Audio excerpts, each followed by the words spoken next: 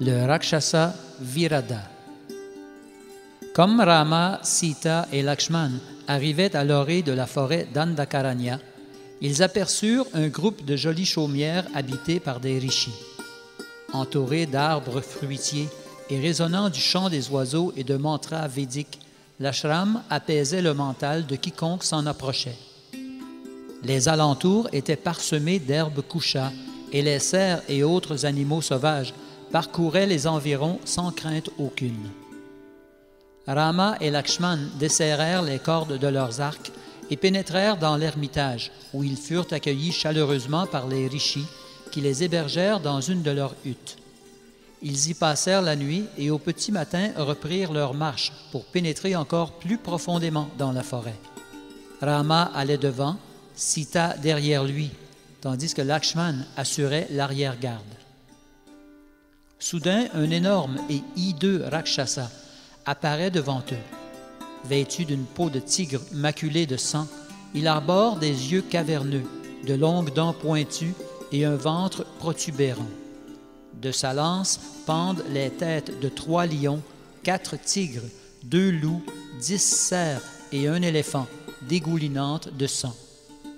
Sans crier gare et tout en rugissant férocement, il s'avance et s'empare de Sita en s'écriant « Cette femme sera mon épouse, et je boirai le sang des 2 autres. » Rama s'exclame « Hélas, de voir Sita ainsi touchée par un autre homme est pour moi plus douloureux que la mort de mon père. » Mais Lakshman ramène son frère à la réalité.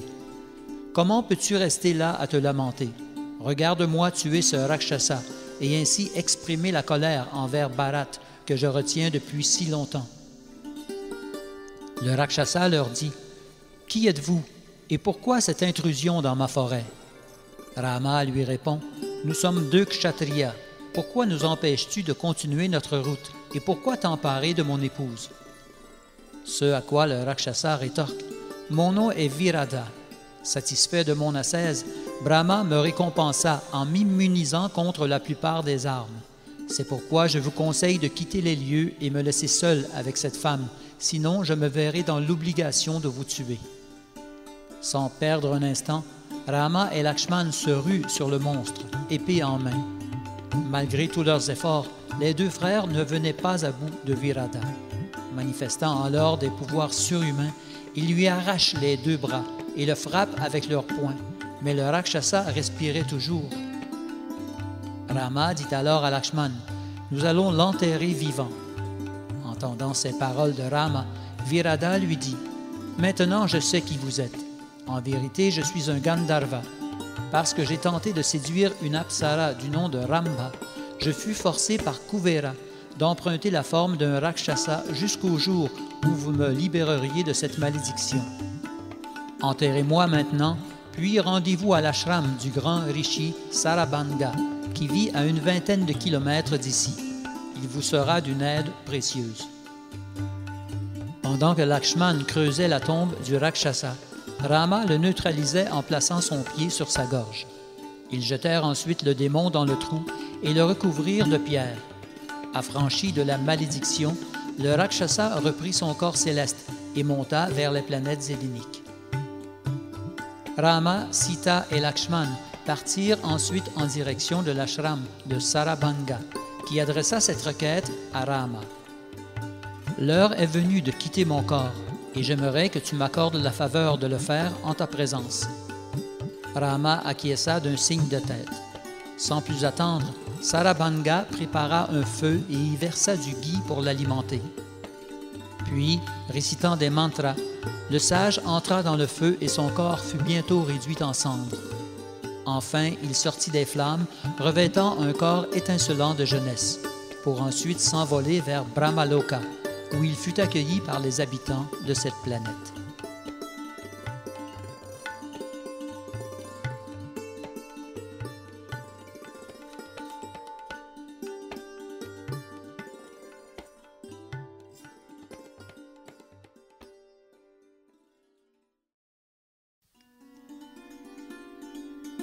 Le lac des 5 Apsaras. Rama, Sita et Lakshman, accompagnés d'un groupe de sages, partirent ensuite en direction de l'ermitage de Sutikshna, où ils passèrent la nuit. Le matin venu, ils repartirent dans la forêt en quête d'un endroit calme et accueillant pour leur exil.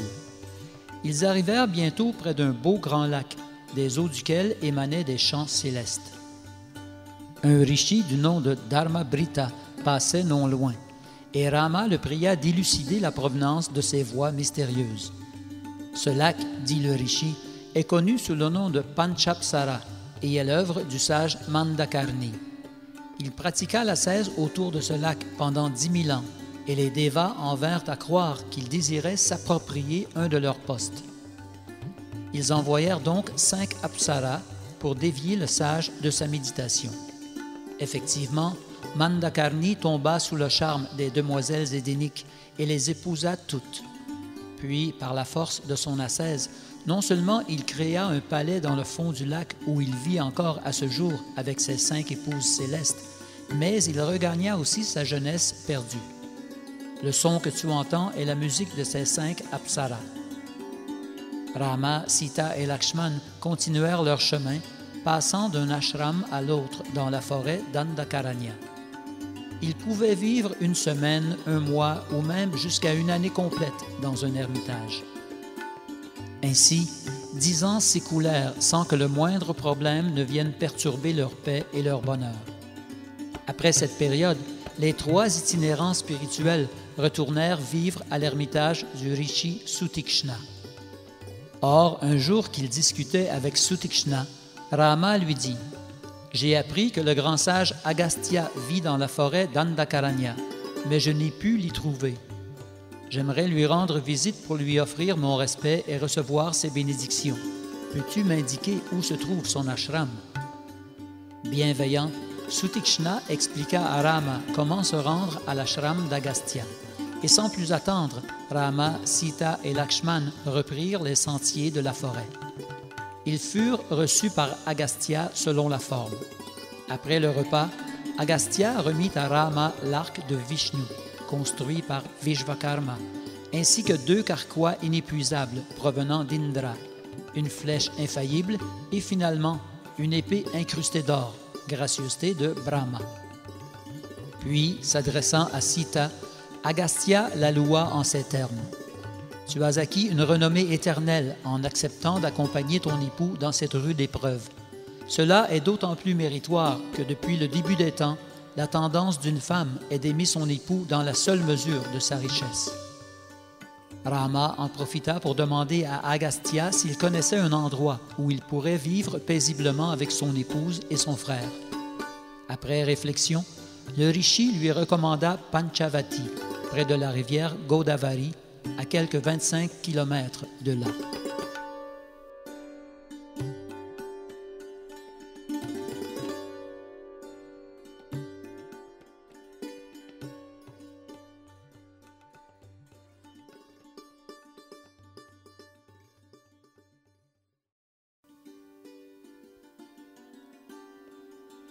La Rakshasi Surpanaka.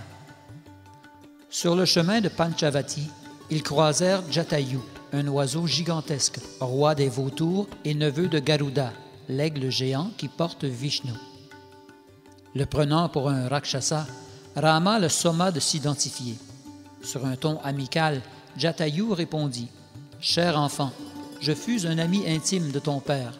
Mon nom est Jatayu et j'aimerais que tu me considères comme ton dévoué serviteur. Plusieurs Rakshasas habitent cette forêt. Quand toi et Lakshman devrez vous absenter momentanément de l'ermitage, je veillerai sur Sita. » Ayant compris la relation qui unissait Jatayu à son père, Rama se prosterna devant lui. Jatayu les accompagna ensuite jusqu'à Panchavati.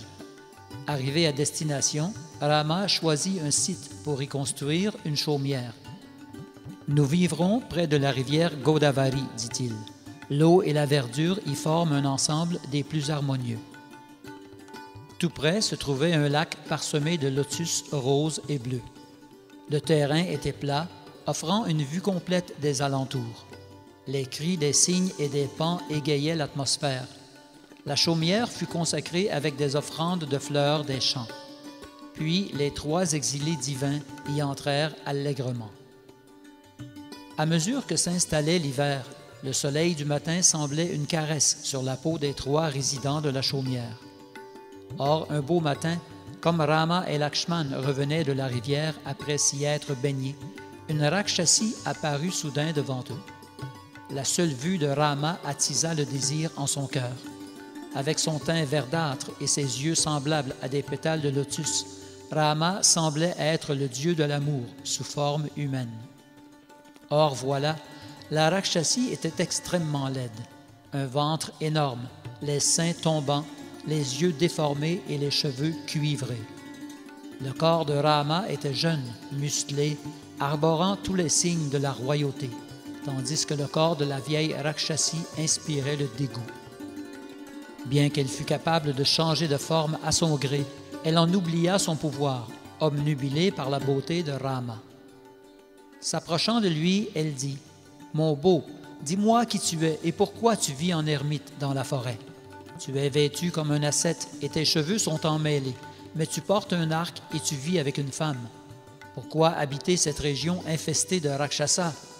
Dis-moi qui tu es et je comblerai tes moindres désirs. » Rama lui raconta gentiment et brièvement les événements qui l'avaient conduit en exil. Il demanda ensuite à la Rakshasi de s'identifier. La démone passionnée lui répondit « Mon nom est Surpanaka et je suis la sœur de Ravana, de Kumbhakarna, de Vibhishan, de Kara et de Dushan. Je vis dans cette forêt et toutes les créatures qui y vivent me craignent. Mes frères sont puissants, mais pas autant que moi. Je dois admettre que je suis éprise de toi. J'ai décidé que je te veux comme époux. Abandonne ta femme, elle est laide et indigne d'un héros tel que toi. Je suis faite pour toi, car je vais où bon me semble. Mais d'abord, je vais dévorer la maigre Sita et ton frère Lakshman. Après, nous serons libres de nous ébattre dans les montagnes et les vallées de la belle forêt d'Andakaranya. » Comme la Rakshasi le regardait et lui parlait ainsi, le regard empreint de désir et de passion, Rama riait de bon cœur. Sur le ton de la blague, il lui dit « Je suis déjà marié et j'imagine qu'une fille aussi jeune et jolie que toi n'arriverait pas à vivre avec une autre épouse. Mon frère, toutefois, est un plus grand héros que moi et en plus, il n'est pas marié. Pourquoi ne pas l'épouser ?» Surpanaka prit Rama au sérieux et se tourna vers Lakshman. Le cœur envahi par la concupiscence, elle dit « Mon beau grand héros, il est vrai que tu es encore plus puissant et attrayant que ton frère. Épouse-moi et nous irons dans la forêt jouir du plaisir conjugal. » Lakshman lui répondit, un sourire aux lèvres « Ô jeune femme à la peau douce et au cœur envoûtant, sache que je ne suis que le serviteur de mon frère aîné. En m'épousant, tu deviendrais par le fait même sa servante. Il serait mieux que tu deviennes sa seconde femme, car avec le temps, il négligera son épouse âgée et difforme pour n'accepter que ta compagnie. Ton visage est si beau et toujours souriant. Ta poitrine abondante et ta taille fine rabaissent l'éclat de toutes les autres femmes. Qui oserait te résister? Épouse Rama et il se débarrassera de sa vilaine femme. » Surpanaka, simple d'esprit qu'elle était, ne se rendait pas compte que Rama et Lakshman se moquaient d'elle. Elle se tourna vers Rama. « Tu es trop attaché à Sita et en plus, elle est tellement laide. Je vais la manger et te forcer à m'épouser. » Ayant ainsi parlé, Surpanaka se rua sur Sita, mais Rama l'en empêcha et dit à Lakshman « Ne plaisante pas avec cette Rakshasi, cela est dangereux pour Sita. Maintenant, donne-lui une bonne leçon en la défigurant. » Fort de l'instruction de son frère, Lakshman prit son épée et trancha le nez et les oreilles de Surpanaka sous le regard de Rama. La Rakshasi criait à tout rompre. La figure maculée de sang, elle se rendit immédiatement à Janasthana, où vivait son frère Kara ainsi que plusieurs autres Rakshasas. Elle se jeta aux pieds de son frère, pleurant amèrement, ensanglantée, et tenta de lui expliquer ce qui s'était passé. Voyant sa sœur ainsi défigurée, le cœur de Kara s'emplit de rage et de vengeance. Respirant tel un serpent que l'on vient de piétiner, il dit à sa sœur « Relève-toi et reprends tes esprits. Qui a osé t'injurier? Ne réalise-t-il pas qu'il vient de boire un poison vif? Aucun Deva, démon, Rishi ou Gandharva ne peut continuer à vivre après t'avoir ainsi agressé. Dis-moi qui est coupable d'une telle horreur, et je boirai son sang après l'avoir transpercé de mes flèches. » Versant d'amers sanglots, Surpanaka répondit: « Près d'ici, dans la forêt d'Andakaranya, vivent Rama et Lakshman, 2 frères. J'ignore s'ils sont des Devas ou des Asuras. Je ne serai satisfaite qu'après avoir bu leur sang, en revanche de l'humiliation qu'ils m'ont fait subir en me défigurant. » Kara fit alors appel à 14 puissants Rakshasas et leur ordonna d'aller tuer Rama, Lakshman et Sita. Surpanaka leur montrerait le chemin de leur ermitage.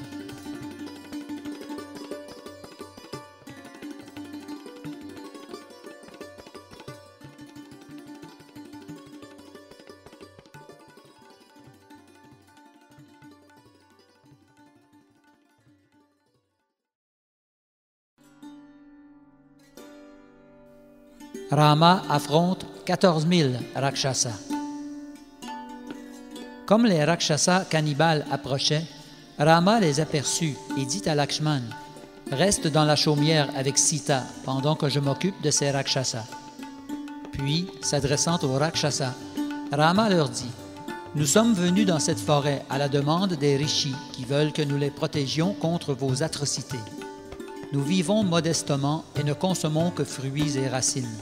Pourquoi venir nous déranger? Si la vie vous tient à cœur, quittez ces lieux immédiatement. » Surpris par le ton audacieux de Rama, les Rakshasas le fixèrent du regard et lui dirent: « Notre maître nous a ordonné de te tuer. Crois-tu vraiment que tu peux nous affronter? En un rien de temps, nous allons t'écraser à mort. » Les Rakshasas se ruèrent alors sur Rama, brandissant leurs armes. Mais Rama réduit leurs armes en pièces avec 14 flèches, et avec 14 autres, il transperça chacun de leurs cœurs. Les cannibales tombèrent comme des arbres abattus, baignant dans leur sang. Tremblant d'effroi, Surpanaka courut vers son frère Kara pour l'informer du carnage. « Tu as bien tenté d'apaiser mon esprit en envoyant ces Rakshasas tuer Rama et Lakshman, mais ils sont tous morts aux mains de ces 2 frères. Tu dois maintenant aller toi-même les tuer, sinon j'en mourrai de honte. » Les mots perçants de sa sœur enragèrent Kara. « Cesse de pleurer, je vais tuer Rama et Lakshman aujourd'hui même, et tu boiras bientôt leur sang. » Ayant ainsi apaisé sa sœur, Kara ordonna à son frère Dushana de lui apporter son char et ses armes, et de rassembler leur armée de 14 000 Rakshasas, tous aussi féroces et belliqueux les uns que les autres. Ils partirent sans plus attendre en direction de la forêt d'Andakaranya. Des signes de mauvais augure firent alors leur apparition. Des nuages noirs déversant de la pluie mêlée de sang, un vautour se perchant sur l'étendard de Kara, des chacals hurlant férocement, Rahu couvrant le soleil, le bras droit de Kara tremblotant. Dans son orgueil, Kara se moqua de ses présages et en fit abstraction. « Je suis un grand guerrier, pensa-t-il. » Pendant ce temps, Devas et Rishis s'assemblaient dans le ciel pour voir la bataille imminente. De son côté, et contrairement à Kara, Rama observait des signes de bon augure. Il en fit part à Lakshman. « Mes flèches exultent, mon arc s'agite joyeusement, et mon bras droit vibre d'allégresse. Frère, emmène Sita dans une caverne et veille sur elle pendant que je massacre ces Rakshasas. » Rama enfila ensuite son armure dorée, étincelante. Puis, comme les Rakshasas s'avançaient vers lui, il rugit férocement et invoqua la colère en lui pour ensuite prendre une forme effroyable. Rama fut bientôt encerclé par l'armée de Kara. Les Rakshasas lancèrent sur lui des lances, des masses, des épées et des haches que Rama neutralisait au moyen de ses flèches. Kara lui lança 1000 flèches d'un trait, mais Rama n'en ressentit aucune douleur, bien qu'il saignât abondamment, son corps tailladé. Il répliqua en lançant des milliers de flèches sur ses adversaires, détruisant leurs armes, réduisant leurs chars en pièces, tuant leurs chevaux et éléphants, ainsi que nombre de guerriers. Ce qui ne fit qu'augmenter la colère des Rakshasas, qui reprirent l'attaque de plus belle. Mais Rama leur tranchait la tête et transperçait leur cœur. Les survivants se réfugièrent auprès de leur maître, Kara. Dushana, le frère de Kara, prit la relève et assaillit Rama, qui recouvrit le soleil avec les flèches de son arme Gandharva, plongeant les combattants dans l'obscurité. Des milliers de Rakshasas furent ainsi démembrés, leurs corps dispersés en tas. On ne comptait plus maintenant que 5000 Rakshasas. Dushana redoubla d'ardeur, à tel point qu'il arrivait maintenant à esquiver les flèches de Rama, ce qui n'eut pour effet que d'enflammer ce dernier. Rama se saisit alors d'une flèche en feu et coupa l'arc de Dushana en deux. Avec 4 autres flèches, il tua les chevaux du Rakshasa, puis trancha la tête de son conducteur de char avec une autre flèche. Enfin, Rama transperça la poitrine de Dushana avec 3 autres flèches. Gravement atteint, Dushana sauta de ce qui lui restait de char et s'empara d'une masse sertie de pointes acérées, s'avançant vers Rama dans le but avoué d'en finir avec lui. Mais Rama lui trancha les 2 bras d'une flèche chacun, et un dernier trait eut raison du Rakshasa. Voyant leur maître tomber au combat, les autres guerriers se ruèrent sur Rama dans un ultime effort de vengeance, mais ils furent repoussés par les flèches de Rama, qu'il lançait à la vitesse du mental, comme des météores étincelantes. Les 5000 soldats Rakshasa en perdirent la vie, gisant épars dans la forêt d'Andakaranya, qui ressemblait maintenant à une mer de boue rougeâtre, remplie du sang de 14 000 Rakshasas. Il ne restait plus que Kara et Trishira, son général, lequel avait 3 têtes. Trishira fut rapidement mis à mort par Rama. Puis, dans une lutte à finir, Kara parvint à couper l'arc de Rama en 2 parties et avec 1000 flèches supplémentaires à réduire en pièces l'armure de Rama. Les bras tailladés, Rama plaça calmement une corde sur l'arc de Vishnu avec lequel il détruisit l'étendard de Kara, qui riposta avec 4 flèches, provoquant chez Rama une effusion de sang. La colère de Rama atteint alors son comble. Il transperce la tête, les bras et la poitrine de Kara, puis s'en prend à ses chevaux, son conducteur, son arc et son char. Kara s'évanouit sans plus. Il se relève, masse en main, pour s'avancer vers Rama qui lui dit « Je vais maintenant te trancher la tête ». Kara lui répond « Les vrais héros ne vantent pas leur propre mérite », puis lance sa masse enflammée en direction de Rama, brûlant arbres et buissons au passage. Mais Rama neutralise aisément la masse du Rakshasa, qui déracine un arbre et le lance en direction de Rama en criant « Tu es mort ». Encore une fois, Rama esquive le coup, mais pour en finir une fois pour toutes avec Kara, il l'assaille de 1000 flèches, puis d'une dernière en plein cœur. Kara s'effondre et rend l'âme.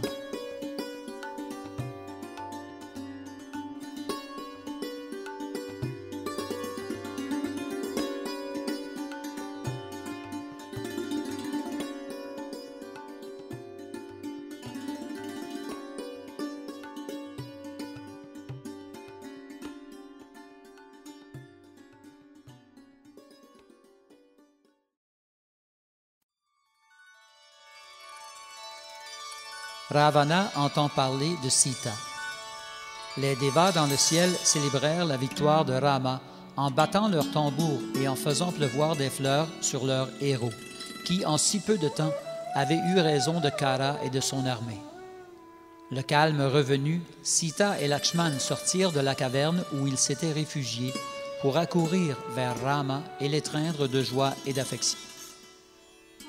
Un Rakshasa nommé Akampana, qui avait pu miraculeusement échapper au carnage, se rendit à la demeure de Ravana, à Lanka, pour lui faire part de la mort de ses 2 frères. Dès qu'il en eut la nouvelle, Ravana devint fou de rage. Il s'écria « Qui ose me défier ainsi, provoquant par le fait même sa propre mort? Ni Indra, Yamaraj ou même Vishnu ne pourront protéger cette crapule. Dis-moi, qui ose ainsi provoquer ma colère? » Craignant que Ravana ne s'en prenne à lui, Akampana supplia Ravana de garder son calme lorsqu'il lui raconterait ce qu'il avait vu. Ravana le rassura et Akampana enchaîna. Les 14 000 Rakshasas ainsi que tes 2 frères ont péri aux mains d'un humain nommé Rama, le fils du roi d'Asharat. Ravana lui demanda, « Ce Rama dont tu parles, était-il épaulé par les Devas ?» Akampana reprit, « Absolument pas, mon seigneur. À lui seul, Rama est venu à bout des Rakshasas. Il n'a même pas eu besoin de l'aide de son frère Lakshman. Il est si puissant qu'il massacra tous les Rakshasas en moins de 2 heures. » Sans attendre plus de détails, Ravana décida de se rendre à Janastana pour venger ses 2 frères en tuant Rama et Lakshman. Mais Akampana tenta de l'en dissuader. « Maître, ne sous-estime pas le pouvoir de Rama. Il est capable de détruire l'univers entier pour ensuite le recréer. Les Devas consolideraient-ils leurs effectifs qu'ils n'arriveraient jamais à tuer Rama? Aucune force ne peut le vaincre. Toutefois, je connais une façon par laquelle tu pourras en venir à bout. Son épouse, Sita, est d'une beauté incomparable. Son visage est plus étincelant que des milliers de lunes. Elle incarne à elle seule la perfection du charme féminin. Sans elle à ses côtés, Rama en mourra. C'est pourquoi je suggère que tu la kidnappes. » L'idée plut à Ravana. Il réfléchit un instant, puis il dit, « Brillante suggestion. Demain, je me rendrai à Panchavati et j'enlèverai Sita avec plaisir. » Au volant de son char céleste, Ravana se rendit ensuite à l'ermitage de Maricha, qui fut surpris de sa visite inattendue. Maricha reçut Ravana avec le plus grand respect, et après lui avoir lavé les pieds, il lui dit, « Ô maître des Rakshasas, il doit y avoir un grave problème pour que tu viennes ainsi me voir. » Ravana répondit, « Tu as certes raison, Maricha. Un humain du nom de Rama a totalement détruit mon armée postée à Janastana. Le frère de Rama, Lakshman, avait défiguré ma sœur Surpanaka, et mes frères Kara et Dushana décidèrent de la venger. Je les croyais invincibles, mais ils ont péri avec les soldats. Je veux que tu m'aides, Maricha, car j'ai l'idée de kidnapper Sita, l'épouse de Rama. »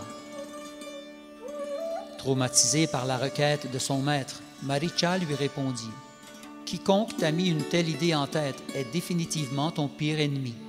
Ô Ravana, si tu tiens absolument à mettre ce plan morbide à exécution, sache que tu cours à ta perte, car Rama possède des pouvoirs qui n'ont d'égaux que ceux de Vishnu. Rama est un océan insondable, dont les crocodiles représentent son arc, les remous ses bras, les vagues ses flèches. L'océan, quant à lui, est le champ de bataille où tombent ses ennemis. Ô roi des Rakshasas, maîtrise ta colère. Retourne à Lanka pour y jouir de la vie avec tes épouses et laisse Rama faire de même avec Sita dans la forêt d'Andakaranya. Sinon, il est certain que le malheur s'abattra sur toi. » Suivant le conseil de Maricha, Ravana retourna à Lanka, dans son magnifique palais.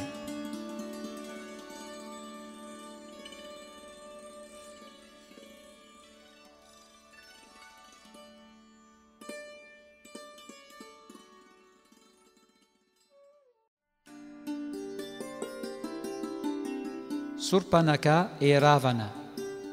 Pendant ce temps, Surpanaka se rendit chez Ravana après avoir été témoin du massacre des 14 000 Rakshasas de Janastana envoyés par Kara, leur frère, pour tuer Rama. Ravana avait 10 têtes et 20 bras, et son corps arborait diverses cicatrices de combat, incluant celles infligées par le Sudarshan Chakra de Vishnu. Il y a longtemps, il s'était adonné à de rudes austérités et avait offert ses 10 têtes en sacrifice à Brahma, qu'il avait récompensé en le rendant invincible. Plus précisément, jamais aucune créature vivante, sauf un humain, n'arriverait à le faire mourir par les armes. Ravana s'enorgueillit de son nouveau pouvoir et entreprit alors de tuer nombre de brahmanas et saboter leurs cérémonies sacrificielles. Les Devas se mirent alors à implorer Vishnu de faire périr le Rakshasa. Lorsque Surpanaka, donc, fit son entrée dans le palais de Ravana, haut de 7 étages, ce dernier était assis sur un trône incrusté d'or. Visiblement perturbé, Surpanaka, défiguré, dit à son frère, « N'es-tu préoccupé que par ton vulgaire plaisir égoïste? Tes espions ne t'ont-ils pas rapporté comment Rama a massacré à lui seul 14 000 Rakshasas à Janastana? » Parmi eux se trouvaient tes deux frères, Kara et Dushana. Tu es un bon à rien, et ton règne achève. Ravana rougit de colère suite aux reproches de sa sœur, d'autant plus que ses ministres étaient présents. Maîtrisant à peine sa rage, il dit « Qui est Rama et quelle est l'ampleur de sa force? Est-ce lui qui t'a dévisagé ainsi?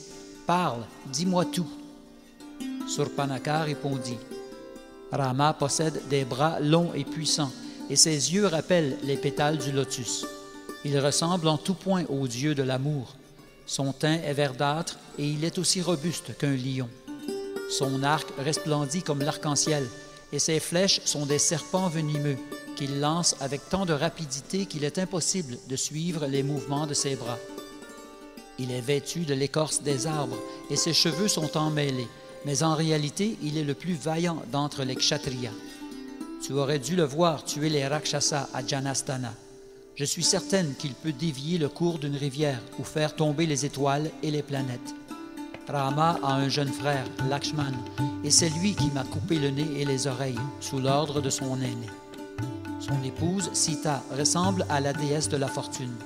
La beauté de son visage dépasse celle de milliers de lunes. Sa peau est douce et dorée, et sa taille fine ainsi que sa poitrine bien garnie la rendent exceptionnellement belle et attrayante. Ô Ravana, aucune autre femme ne peut être comparée à Sita. Poser sur elle ton regard te rendrait fou d'amour. Elle serait l'épouse parfaite pour toi. J'ai bien tenté de la capturer pour te l'amener, mais Lakshman est intervenu et m'a défiguré. Frère, si tu es vraiment le héros que tu prétends être, ne perds plus un instant et organise-toi pour kidnapper Sita.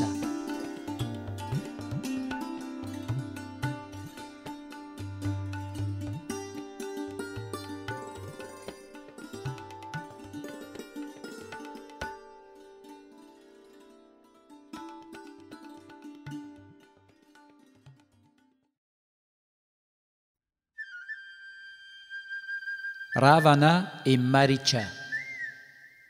Entendant parler de la belle Sita pour une seconde fois, Ravana résolut de s'en emparer.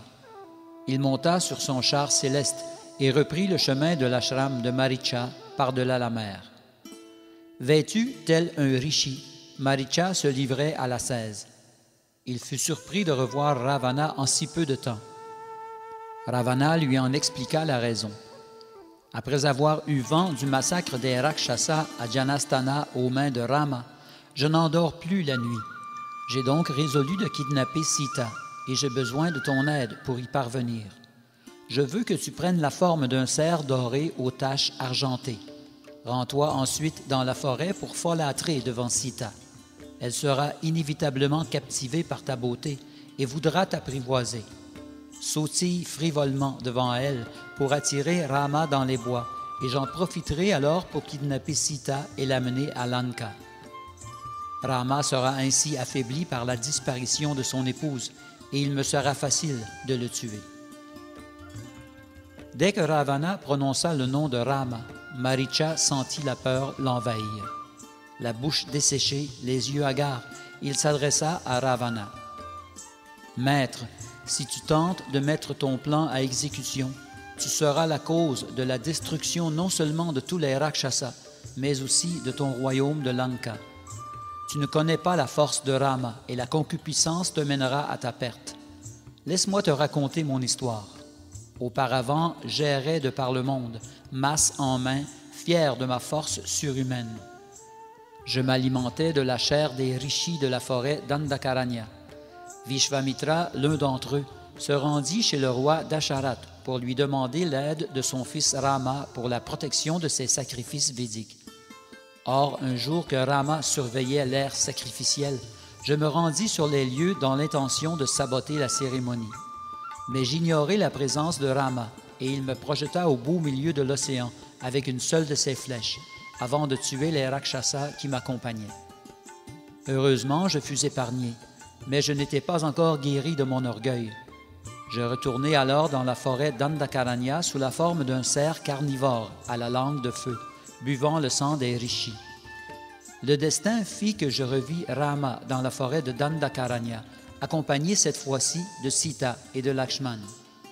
Je vis que Rama vivait maintenant comme un ascète, et le souvenir amer de ma défaite antérieure me fit croire que je pourrais enfin me venger. Mais dès que j'entrepris de me ruer sur lui, il décocha 3 flèches, dont 2 tuèrent mes 2 compagnons, pendant que je fuyais les lieux. Parce que les flèches de Rama n'atteignent pas celui qui fuit le champ de bataille, j'ai eu la vie sauve. Depuis ce temps, je vis dans la peur de Rama, à un tel point que je n'ai plus aucun penchant pour la violence et le combat. J'ai laissé de côté toute méchanceté envers autrui, et je vis maintenant en ascète et pratique le yoga ainsi que la méditation.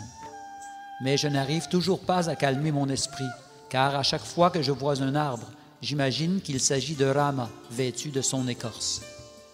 La forêt est maintenant devenue pour moi autant de Rama qu'il y a d'arbres. Où que je pose le regard, je vois Rama. Je le vois jusque dans mes rêves, et je me réveille en sursaut, traumatisé par un tel cauchemar. J'ai tellement peur de lui que lorsque j'entends un mot qui commence par la lettre R, comme Rata, qui veut dire chat, ou Ratna, qui veut dire bijou, je tremble de peur. Ô roi, pour notre bien commun, je suggère que tu abandonnes l'idée de kidnapper Sita. Qui plus est, l'enlèvement de l'épouse d'autrui est une offense des plus graves. Contente-toi de tes milliers d'épouses.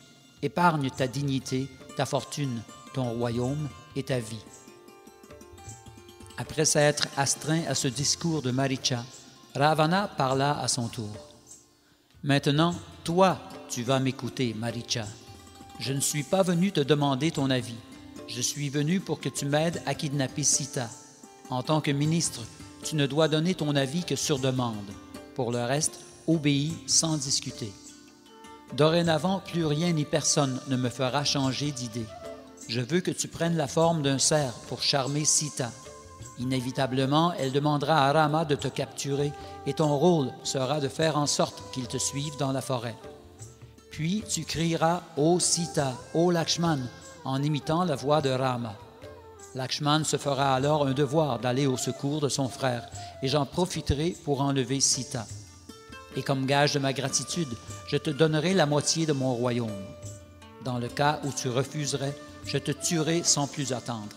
Alors choisis, affronte la mort de mes mains ou de celle de Rama. Malgré l'ultimatum de son maître, Maricha ne s'en laissa point imposer. Ô roi, ton plan nous entraînera tous les deux dans la mort. Mais soit, si j'ai à mourir, que ce soit aux mains d'un noble ennemi comme Rama. Partons immédiatement. Les deux montèrent dans le char céleste de Ravana et survolèrent maintes forêts, villes et rivières pour atterrir enfin dans la forêt d'Andakaranya, près de l'ermitage de Rama, Sita et Lakshman. Sans perdre un instant, Maricha emprunta la forme d'un jeune cerf et s'avança vers la chaumière de Rama en sautillant frivolement. Les taches sur son corps semblaient des bijoux et le bout de ses cornes des saphirs. Sa gueule rappelait une fleur de lotus rose, sa queue un arc-en-ciel et ses oreilles brillaient d'un bleu étincelant. Sita était là, tout près, à cueillir des fleurs.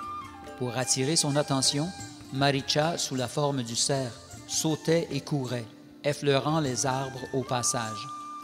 Les autres cerfs s'enfuirent, ne reconnaissant point l'odeur de leurs prétendus semblables.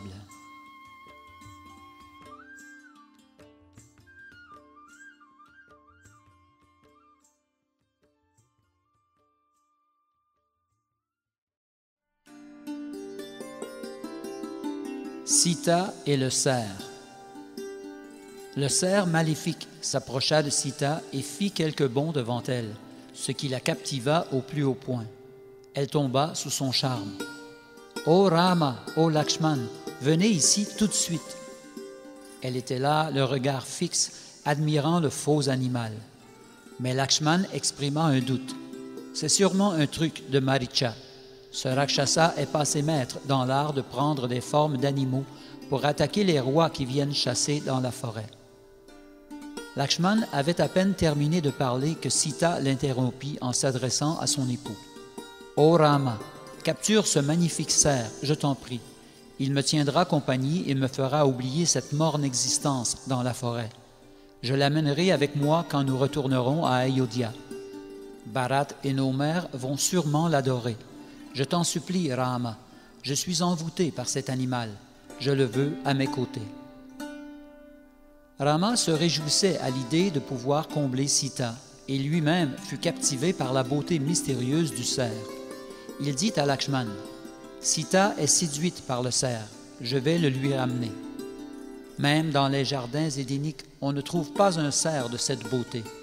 Et dans le cas où le cerf serait effectivement Maricha, je le tuerai pour apaiser les rishis de la forêt.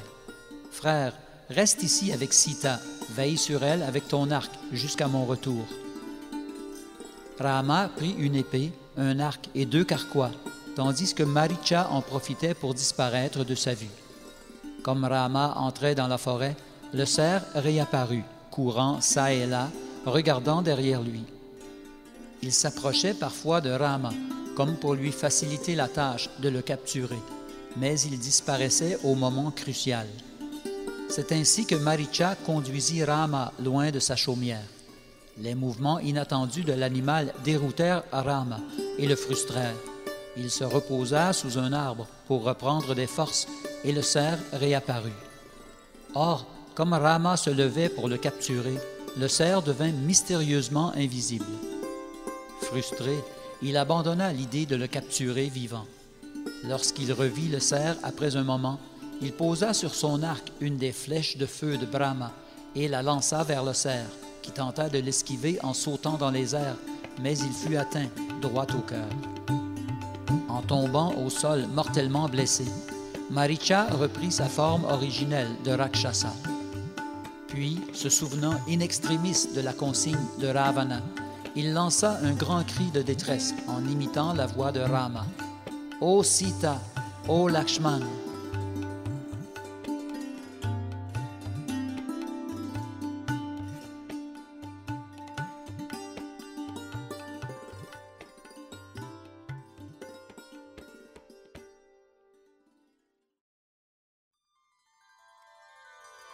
Sita réprimande Lakshman. Ainsi Maricha rendit l'âme. Rama pensa, « Sita et Lakshman vont s'imaginer que je suis en danger. » Il courut en direction de sa chaumière pour les rassurer. Or, lorsque Sita entendit la voix de Maricha imitant celle de son époux, elle en déduit que Rama était en danger. Prise de panique, elle se tourna vers Lakshman. « Rama a besoin de toi. Il est dans une fâcheuse position. N'as-tu pas entendu sa voix qui demandait de l'aide?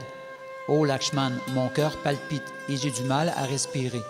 Je crois que les Rakshasas ont eu raison de Rama. » Lakshman, qui n'en avait que pour la consigne de Rama de veiller sur Sita, ne broncha point. Son apparente indifférence provoqua la colère de Sita, qui lui adressa des paroles blessantes. « Pourquoi ne vas-tu pas au secours de Rama? Désires-tu sa mort? Il m'apparaît maintenant évident que tu es son ennemi. Si Rama n'est plus là, tu pourras enfin tenter de me séduire.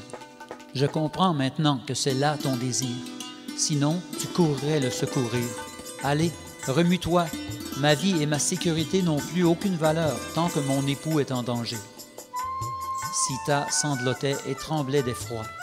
Lakshman lui dit, « Calme-toi, Sita. Je t'assure que personne ne peut faire de mal à Rama, ni les Rakshasas, ni Indra, ni même aucun autre Deva.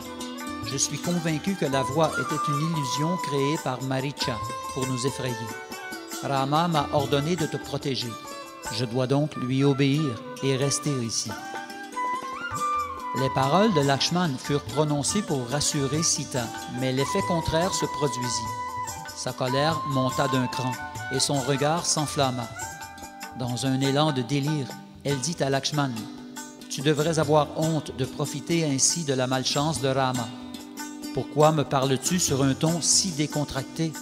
Tu fais semblant de servir humblement ton frère aîné, mais ton plan était de venir dans la forêt et de tuer Rama pour ensuite te rapprocher de moi. Peut-être même es-tu de mèche avec Bharat. Quoi qu'il en soit, tu n'arriveras jamais à tes fins. Penses-tu vraiment que je vais partir avec toi après avoir été l'épouse de Rama, dont les yeux sont comme des lotus? J'aimerais mieux mourir que d'être avec toi. » Les mots de Sita transpercèrent le cœur de Lakshman comme autant de flèches. Les mains jointes, horrifié, il dit à sa belle-sœur, « Ô princesse de Vidéha, je ressens pour toi le plus grand respect et la plus haute vénération. C'est pourquoi je vais te parler doucement. Il est dans la nature d'une femme de semer le désordre entre deux amis. En réalité, une femme obsédée par un désir peut devenir cruelle au point de faire abstraction de toute morale. Ô fille du roi Janaka, piqué par tes paroles, je me rendrai au-devant de Rama, tel que tu me le demandes. Mais j'observe des présages qui m'indiquent que tu seras absente de ces lieux à mon retour avec Rama. » Toujours sous le coup de l'agitation, Sita dit « Si Rama a été tué, je sauterai d'une falaise, je me noierai ou je boirai du poison. » Lakshman était maintenant déchiré entre son devoir de protéger Sita et son désir de revoir son frère. Comme Sita continuait à lui prêter des intentions malhonnêtes, Lakshman quitta l'ermitage à contre-cœur, laissant par le fait même le champ libre à Ravana.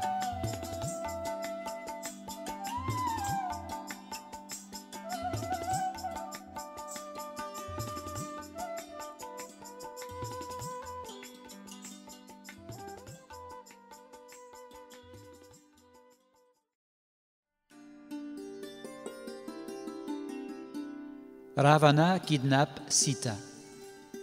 Le Rakshasa Ravana profita de l'absence de Lakshman et de Rama pour apparaître devant Sita, vêtu tel un mendiant. Vêtements safran, cheveux attachés sur le dessus de la tête, sandales de bois, un parapluie sur l'épaule droite, un bâton dans la main droite et un pot d'eau dans la main gauche. Sita se trouvait dans la chaumière, pleurant à chaudes larmes, lorsqu'elle aperçut Ravana dans l'embrasure de la porte. À cet instant même, le vent arrêta de souffler, les feuilles dans les arbres calmèrent leurs battements et les eaux de la Godavari se turent. Ravana s'avança vers Sita, psalmodiant des mantras védiques. Comme il la fixait du regard, son cœur fut transpercé par les flèches de Cupidon. Puis, espérant la séduire, Ravana dit à Sita, « Qui es-tu, ô jolie femme, toi qui vis seule dans cette forêt dangereuse? Es-tu Ri, la déesse de la modestie? Kirti, la déesse de la renommée? Bhuti, la déesse des puissances surnaturelles? Ou peut-être es-tu Rati, la déesse de l'amour? Ou encore Lakshmi elle-même, la déesse de la fortune, maintenant privée de ta fleur de lotus? Tes dents blanches et étincelantes rappellent une rangée de bourgeons de jasmin, et tes yeux foncés ressemblent à deux abeilles qui butinent sur ton visage de lotus. Tes cuisses sont effilées et tes hanches amples et bien tournées. Ta poitrine ferme et abondante révèle des mamelons bien en vue. Ta taille est tellement fine que je pourrais l'encercler en joignant le pouce et l'index. Aucune femme, fût-elle d'origine céleste, ne t'égale en beauté. Mon cœur est une rivière qui déborde de son lit, et je suis captivé par ton charme. Ô beauté aux yeux noirs, pourquoi demeurer ici dans cette chaumière quand tu pourrais vivre dans un palais, vêtu des plus beaux atours, décoré de bijoux, des serviteurs à tes pieds? Es-tu l'épouse d'un des Rudras, des Maruts ou des Vasus? Toi au sourire si doux, choisis un époux qui saura te protéger et sors de cette jungle infestée d'animaux féroces. » Bien qu'il lui ait parlé sur un ton si audacieux, Sita reçut son invité avec courtoisie, ne voulant pas offenser un brahmana. Après lui avoir offert un siège et de l'eau pour laver ses pieds, elle lui servit un repas et lui raconta son histoire. « Cher brahmana, mon nom est Sita, fille de Janaka, le noble roi de Mithila. À l'âge de 9 ans, je fus mariée à Rama, mon bien-aimé. Plus tard, mon beau-père, le roi Dasharat, intronisa le fils d'une de ses épouses et exila Rama dans la forêt pour 14 ans. Je te prie de me dire qui tu es, à quelle famille tu appartiens et pourquoi tu es venu dans la forêt d'Andakaranya. » Incapable de dissimuler davantage ses émotions, Ravana répondit sous le coup de l'émoi. « Je suis Ravana, roi des Rakshasas. Les puissants Devas tremblent dès qu'ils entendent ne fût-ce que mon nom. Ô beauté sans pareille, maintenant que je t'ai vue, je n'ai plus aucun intérêt pour mes innombrables compagnes. Ma chère Sita, deviens ma reine, et tu auras 5000 servantes à tes pieds. quitte cette forêt et viens te divertir avec moi dans les jardins de Lanka. » Ces paroles de Ravana enflammèrent Sita, qui lui répondit sur un ton méprisant. « Je suis totalement dévoué à Rama, qui est solide comme le roc, grave comme l'océan et affable comme le banyan. Lui aux bras puissants et à la poitrine large, dont le visage ressemble à la pleine lune et maître de ses sens. Rama est un lion parmi les hommes, et toi, un chacal qui aspire à posséder une lionne. Serais-tu assez idiot pour nager dans l'océan avec une pierre attachée au cou? Alors pourquoi oses-tu tenter de partir avec l'épouse de Rama? Rama est Garuda, et tu n'es qu'un corbeau. Rama est l'océan, et toi, une flaque d'eau. Il est le bois de santal, et toi, de la boue. Rama est un cygne, toi, un vautour. Tu auras beau m'enlever, mais tant que Rama vivra, tu ne profiteras pas plus de moi qu'une mouche qui se débat dans l'huile. » Sita parlait avec assurance, mais elle tremblait de peur. Ravana tenta de l'intimider davantage. « Écoute-moi, beauté céleste. Je suis le demi-frère de Kuvera, dieu des richesses. Après l'avoir vaincu au combat, j'ai pris son char Pushpaka, et il se cache maintenant près du mont Kailas. Tous les dévas me craignent, et où que j'aille, les vents se calment et les eaux des rivières interrompent leur flot.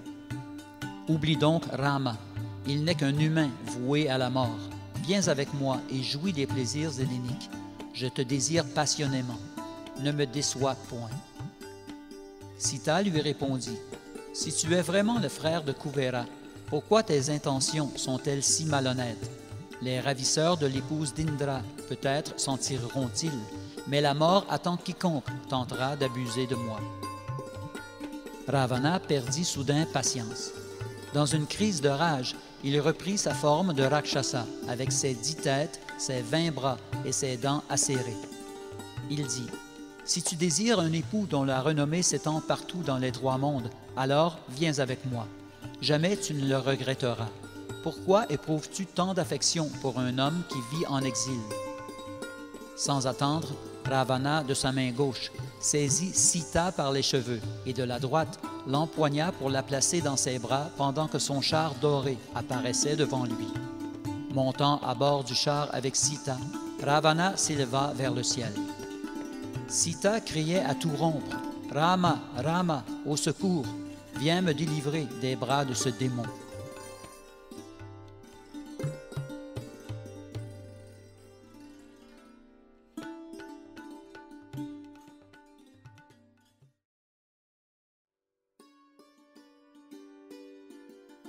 Jatayu affronte Ravana. Avec l'énergie du désespoir, Sita implora les arbres, les oiseaux, les animaux et la rivière de faire savoir à Rama qu'on venait de l'enlever. Juste à ce moment, elle aperçut Jatayu, qui dormait paisiblement perché sur la cime d'un arbre. Elle s'écria, « Jatayu, aide-moi, je t'en supplie. Va immédiatement prévenir Rama que je viens d'être kidnappé par le Rakshasa Ravana. » Les cris de Sita réveillèrent Jatayu, qui put constater à quel point Ravana maltraitait l'épouse de Rama. Il mit le Rakshasa au défi. « Ô Ravana, je suis Jatayu, roi des vautours. Comment oses-tu poser la main sur l'épouse d'un autre homme? Prends garde, car tu tiens dans tes bras un serpent venimeux. Je suis maintenant âgé de 60 000 ans, sans armes, tandis que tu es jeune et bien armé. Qu'à cela ne tienne, je ne te laisserai pas emporter Sita. Je t'avertis, abandonne tes intentions malsaines ou prépare-toi à tomber de ton char comme un fruit mûr quitte la branche. » Interpellé de la sorte, Ravana se rua violemment sur Jatayu, l'attaquant simultanément avec plusieurs armes, pendant que le vautour géant creusait la peau du Rakshasa avec ses serres. Jatayu fut atteint de plusieurs flèches, mais la vue de Sita pleurant dans le char de Ravana l'aidait à tolérer la douleur. Il parvint toutefois à écarter plusieurs flèches au moyen de ses ailes géantes et réussit à briser l'arc de Ravana avec ses pattes. Il put ainsi percer l'armure de Ravana et de ses griffes puissantes mettre à mort les mules attelées au char du Rakshasa. Pendant qu'il décapitait le conducteur du char avec son bec puissant, il réduisit en pièces le véhicule de Ravana qui tomba sur la terre ferme en tenant fermement Sita dans ses bras.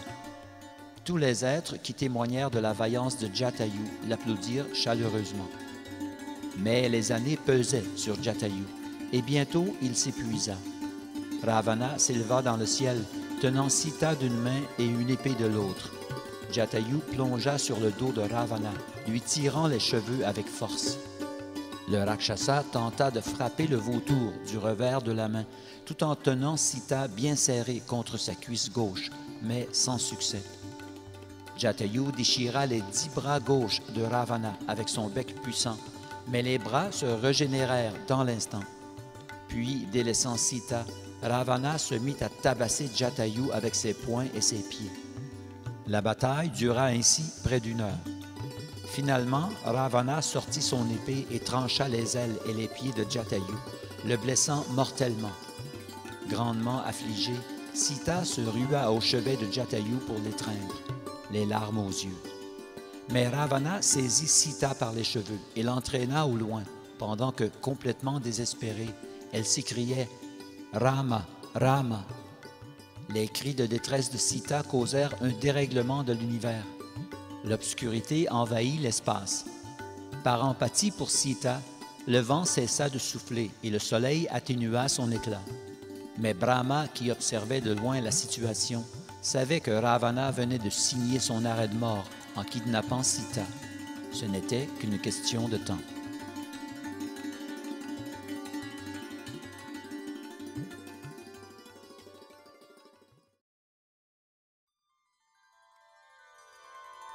Sita à Lanka. Comme Ravana s'élevait de nouveau dans le ciel, le collier de Sita se rompit et les perles tombèrent au sol. On aurait dit les eaux pures du Gange descendant du ciel. Envahie par la peur et le chagrin, Sita tentait désespérément de se défaire de l'emprise de Ravana, lui reprochant sa conduite indécente. Ravana se dirigeait tout droit vers Lanka. Les cheveux de Sita flottaient au vent. La marque de Tilak sur son front s'était effacée et son visage n'affichait que la tristesse. Elle ne pouvait que gémir. « Ô Rama, ô Lakshman !» Elle aperçut soudain 5 singes sur le haut d'une montagne. À l'insu de son ravisseur, elle enleva son foulard de soie et quelques bijoux pour les laisser tomber au milieu de ses habitants de la forêt, dans l'espoir qu'ils informeraient Rama de sa situation. Les singes avaient le regard fixé sur Sita et Ravana, qui volaient rapidement vers Lanka, où le Rakshasa emprisonna Sita dans ses appartements. Ravana ordonna alors à ses servantes Rakshasi: « Prenez soin de Sita et assurez-vous que personne ne puisse voir son visage sans ma permission. Donnez-lui des vêtements soyeux, de l'or et des bijoux, et servez-lui les meilleurs repas. Bref, pliez-vous à ses moindres désirs. Mais je vous avertis, quiconque osera prononcer une seule parole blessante à son égard verra la mort de près. » Puis Ravana fit appel à 8 puissants Rakshasas et leur dit: « Depuis que Rama a tué tous les Rakshasas à Janasthana, je ressens beaucoup d'hostilité envers lui. Je n'arriverai à dormir paisiblement que lorsque Rama sera mort. Rendez-vous immédiatement à Janasthana pour l'espionner et revenez me faire part du résultat de vos recherches. » Fou de désir, Ravana retourna ensuite vers Sita. Elle était là dans une chambre, baignant dans ses larmes, entourée de Rakshasi.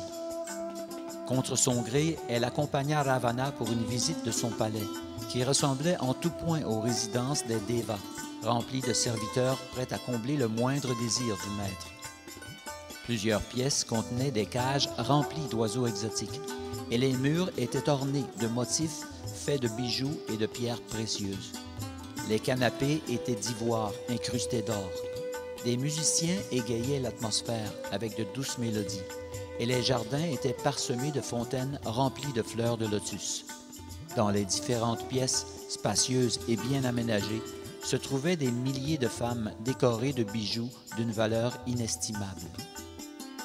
Ravana dit à Sita: « Des millions de Rakshasas vivent à Lanka, et 1000 d'entre eux me servent personnellement.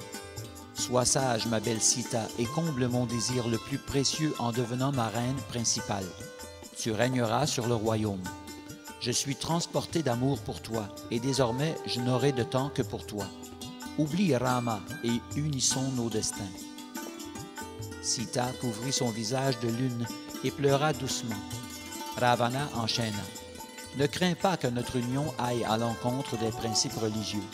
Je t'aime de tout mon cœur. Jamais auparavant je ne me suis incliné devant une femme. Ravana croyait naïvement qu'en parlant à Sita sur un ton aussi romantique, il parviendrait à l'apprivoiser. Mais Sita lui répondit sur un autre ton. « Mon cœur appartient à Rama et à nul autre. Moi qui suis un cygne dans un lac rempli de lotus, pourquoi me préoccuperais-je d'un canard errant sur la berge? Fais ce que tu veux avec moi. Ta vulgaire concupiscence te conduira à la mort, cela aux mains de Rama. » Les propos de Sita enragèrent le Rakshasa. « Je te laisse 12 mois pour te décider. Si tu me résistes encore après cette échéance, mes cuisiniers te découperont en morceaux, et ce jour-là, tu deviendras mon déjeuner. » Puis, se tournant vers la servante Rakshasi, Ravana leur donna l'ordre suivant. « Transférez Sita dans les vergers d'arbres Ashoka. Gardez-la à l'œil et tentez par tous les moyens de la rendre favorable à mes sentiments. Menacez-la, complimentez-la, apprivoisez-la, comme on le fait avec un éléphant. » Dans les jardins d'arbres Ashoka, où abondaient fleurs et fruits de toutes sortes, Sita fut sans cesse intimidée par les Rakshasi au corps difforme, à tel point qu'elle en perdit connaissance. À ce moment, Brahma fit venir Indra et lui dit « Sita a été enlevée par Ravana et elle se trouve présentement à Lanka. Cela est une bonne nouvelle, car la vie de ce Rakshasa tire à sa fin. Mais il se pourrait que Sita meure de chagrin d'être séparée de Rama. Je veux que tu ailles lui faire boire de ce riz au lait édénique. » Indra se rendit séance tenante à Lanka, au jardin d'Ashoka, accompagné par Nidra Devi, la déesse du sommeil. Nidra endormit tous les Rakshasas, et Indra, déguisé en Brahmana, s'approcha de Sita et lui dit « Je suis le roi des planètes édéniques, venu prêter main forte à Rama. Ce riz au lait céleste t'immunisera contre la faim, la soif et la souffrance, cela pour plusieurs années. » Il va sans dire que Sita doutait que le Brahmana soit vraiment Indra. Elle le pria de lui révéler sa forme céleste, ce qu'il fit. Sita remarqua aussitôt que ses pieds ne touchaient point le sol, que les fleurs de sa guirlande demeuraient fraîches et que ses vêtements ne portaient aucune marque de poussière.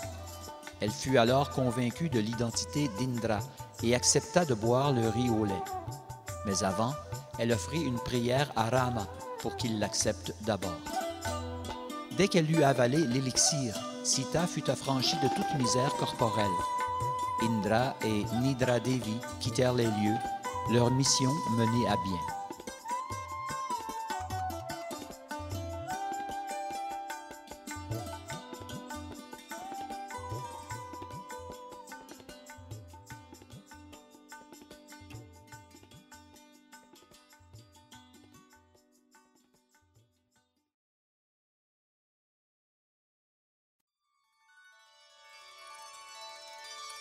Rama et Lakshman à la recherche de Sita. Après avoir tué Maricha, le Rakshasa qui avait pris la forme d'un cerf pour détourner l'attention de Sita, Rama prit rapidement le chemin de sa chaumière. Ses pensées étaient les suivantes. Les Rakshasas veulent certainement se venger de moi pour avoir massacré leur armée à Janasthana. La magie de Maricha faisait sûrement partie d'une stratégie pour me faire sortir de chez moi, pour ensuite dévorer Sita. J'espère que Lakshman est resté avec Sita après qu'il eut entendu Maricha imiter parfaitement le son de ma voix. Certains signes de mauvais augure laissaient Rama appréhender le pire. Le glapissement d'un chacal, des cris macabres d'oiseaux, le battement irrégulier de son propre cœur. Pendant qu'il observait tous ces présages, Rama croisa Lakshman qui, ironiquement, allait à sa rencontre. Il réprimanda aussitôt son cadet. « Lakshman, pourquoi as-tu désobéi à mes ordres? Tu devais rester à l'ermitage et protéger Sita. D'après les funestes augures que je viens d'observer, elle fut kidnappée, ou pire encore, tuée. » Lakshman expliqua alors à Rama ce qui était arrivé. Après avoir entendu la fausse voix de Rama, Sita avait enjoint Lakshman d'aller secourir son frère. Mais Lakshman avait répondu à Sita qu'il avait reçu l'ordre formel de la protéger. Ce à quoi Sita avait allégué que Lakshman nourrissait un désir pour elle et voulait profiter de l'absence de Rama pour s'approcher d'elle. Mais Rama ne se laissa aucunement attendrir par le récit de Lakshman. Il le réprimanda en ces termes. « Tu sais pertinemment que je suis invincible. Tu n'aurais pas dû te laisser influencer par l'humeur d'une femme. Une telle erreur ne te sied guère. » Finalement, Rama et Lakshman atteignirent leur ermitage, maintenant complètement désert. Ne voyant Sita nulle part, Rama, le cœur en miettes, questionna les arbres, les oiseaux, les animaux. « N'avez-vous pas vu Sita passer par ici, vêtue de soie jaune, des fleurs décorant sa chevelure? » N'obtenant comme réponse que le silence, le chagrin de Rama ne put qu'augmenter. Dans un accès de délire, Rama aperçut soudain Sita devant lui. Fou de joie, il s'écria « Mon doux amour, pourquoi me fuis-tu? Pourquoi ne m'adresses-tu pas la parole? » Rama imagina ensuite que Sita avait été dévorée par des Rakshasas, mais Lakshman l'encouragea à continuer les recherches. Ils parcoururent monts et vallées, toujours sans succès. Le désarroi de Rama prit bientôt le dessus, malgré les paroles bienveillantes de Lakshman. Le cœur déchiré par l'absence de Sita, il s'écriait sans cesse « Sita, Sita, sors de ta cachette, la comédie a assez duré. Je n'en peux plus de souffrir en ton absence. » Revenant à lui-même, Rama suggéra à Lakshman d'aller inspecter les berges de la rivière Godavari. Peut-être Sita est-elle en train d'y cueillir des fleurs sauvages.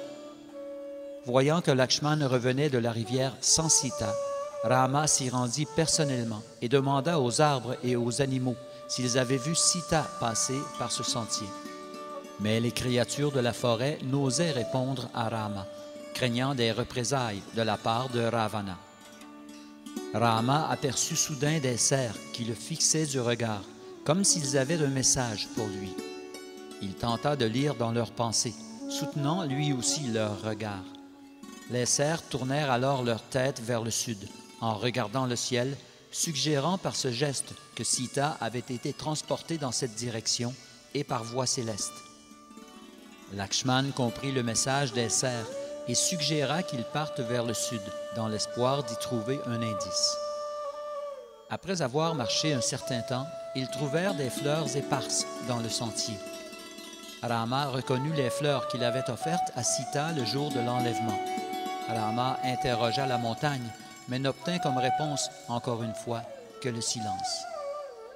N'en pouvant plus d'être sans nouvelles de son épouse, Rama décida de détruire la montagne, qui refusait de coopérer. Comme il plaçait une flèche sur son arc, Lakshman remarqua les empreintes de Sita à côté de celles d'un Rakshasa géant. Suivant les traces de pas, ils virent bientôt l'arc de Ravana, brisé en deux, ainsi que des morceaux de son char. Ils virent aussi certains bijoux appartenant à Sita, ainsi que des gouttes de sang. Rama conclut alors que Sita avait définitivement été dévorée par les Rakshasas, car il semblait y avoir des traces de bataille. Le regard fixé sur les cadavres des mules, le char démantelé et les armes éparses, Rama fit le serment suivant. « Aucun Rakshasa n'échappera à ma vengeance. Je vais tous les anéantir aujourd'hui même pour avoir osé s'attaquer à Sita. Pourquoi les Devas n'ont-ils rien fait pour protéger mon épouse, qui n'avait aucun recours?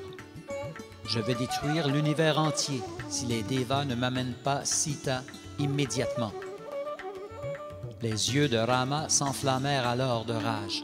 Reprenant son arc des mains de Lakshman, il y plaça une flèche destinée à l'anéantissement de l'univers. Terrifié, Lakshman pria Rama de se contenir. « Frère, tu es le bienfaiteur de tous les êtres, doux par nature et maître de toi.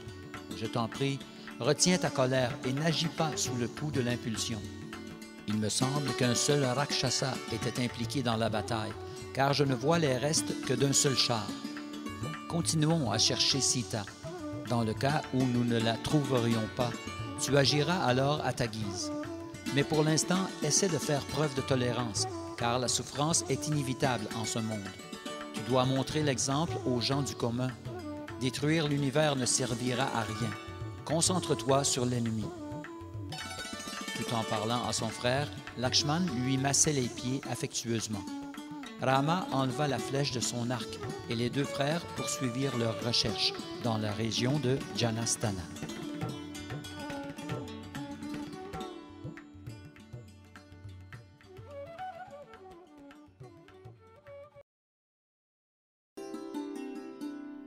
Rama et Jatayu. Pendant que Rama et Lakshman passaient ainsi la forêt au peigne fin, ils aperçurent Jatayu gisant dans un bain de sang. Rama crut qu'il s'agissait là d'un Rakshasa ayant emprunté la forme d'un oiseau et qui se reposait après avoir dévoré Sita. Il plaça impulsivement une flèche sur son arc afin d'achever l'oiseau, mais s'approchant, il vit qu'il s'agissait de Jatayu, blessé mortellement après avoir tenté d'arracher Sita des griffes de Ravana. Rama laissa tomber son arc et prit Jatayu dans ses bras. En voyant la situation désespérée de Jatayu, le chagrin de Rama se décupla, mais il s'empressa tout de même de lui demander des nouvelles de Sita et de son ravisseur. Jatayu lui raconta toute l'histoire de sa lutte avec Ravana, mais il prit soin de rassurer Rama avant de rendre l'âme. Il lui dit, « Après avoir mis à mort le Rakshasa, tu retrouveras Sita, cela ne fait aucun doute. » Puis, à l'article de la mort, il prononça le nom de Rama à 2 reprises, pour ensuite fermer les yeux à jamais. Rama dit à Lakshman, « Jatayu a donné sa vie pour moi, et cela me rend plus triste encore que l'enlèvement de Sita. Va chercher du bois, nous allons incinérer son corps. Que tous sachent que Jatayu atteindra la destination suprême en récompense du service inestimable qu'il m'a rendu. » Lakshman prépara le feu de crémation et Rama y déposa le corps de Jatayu pour ensuite allumer le feu. Les deux frères firent des offrandes à l'âme du défunt Jatayu tout en récitant des mantras védiques. Ils se rendirent ensuite à la rivière Godavari pour y offrir des oblations d'eau et prendre un bain. La cérémonie funéraire terminée, ils poursuivirent leur chemin dans la forêt, toujours à la recherche de Sita.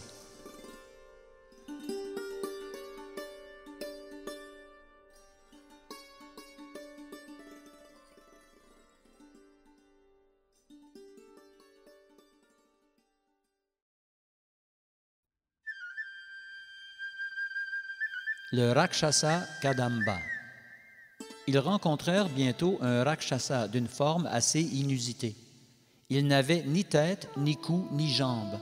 Seule une bouche énorme sortait de son ventre et son corps entier était recouvert de longs poils durs et hérissés. Sa poitrine révélait 2 yeux terrifiants et ses 2 bras s'étendaient sur 12 kilomètres chacun. Le monstre captura les 2 frères pour les manger, mais ces derniers lui tranchèrent chacun un bras. Le Rakshasa s'appelait Kadamba. Il était sous l'effet d'une malédiction que lui avait infligée Indra suite à une bataille au cours de laquelle le roi des cieux lui avait lancé un éclair, provoquant l'entrée de ses jambes et de sa tête dans son corps. Par compassion, Indra lui avait ensuite placé la bouche sur le ventre et rallongé ses bras. Kadamba lui demanda quand la malédiction se terminerait, et Indra lui dit qu'il retrouverait sa forme originelle le jour où Rama et Lakshman se présenteraient devant lui. Rama dit à Kadamba qu'il était à la recherche de Sita, son épouse, récemment kidnappée par Ravana. Il ajouta, « Je vais te jeter dans un trou et brûler ton corps afin que tu retrouves ta forme céleste. En retour, j'aimerais que tu me donnes des informations sur Ravana. » Rama et Lakshman emmenèrent alors Kadamba dans une caverne et brûlèrent son corps. Kadamba sortit du feu dans sa forme céleste, vêtu de soieries et paré de bijoux et de guirlandes de fleurs. Il s'assit dans un char céleste tiré par des cygnes. Avant de partir, il dit à Rama, « Hélas, je ne sais rien de Ravana, mais je connais quelqu'un qui peut certainement t'aider. Il s'appelle Sugriva. » roi des singes, il vit en exil par la faute de son frère Vali, le fils d'Indra. Sugriva est le fils de Surya, engendré dans le sein de l'épouse de Riksharaj. Comme toi, il a besoin d'un allié. Vous allez donc bien vous entendre. Il vit dans une caverne au mont Rishyamukha, près du lac Pampa, avec 4 autres singes. Il connaît très bien les Rakshasas et te sera donc d'une aide précieuse. Toutefois, il redoute constamment une attaque de son frère Vali, et c'est pourquoi lui et ses amis vivent cachés dans la caverne. Après avoir ainsi parlé, Kadamba obtint de Rama la permission de monter vers sa demeure céleste. De leur côté, Rama et Lakshman partirent en direction du lac Pampa, où ils arrivèrent après 2 jours de marche.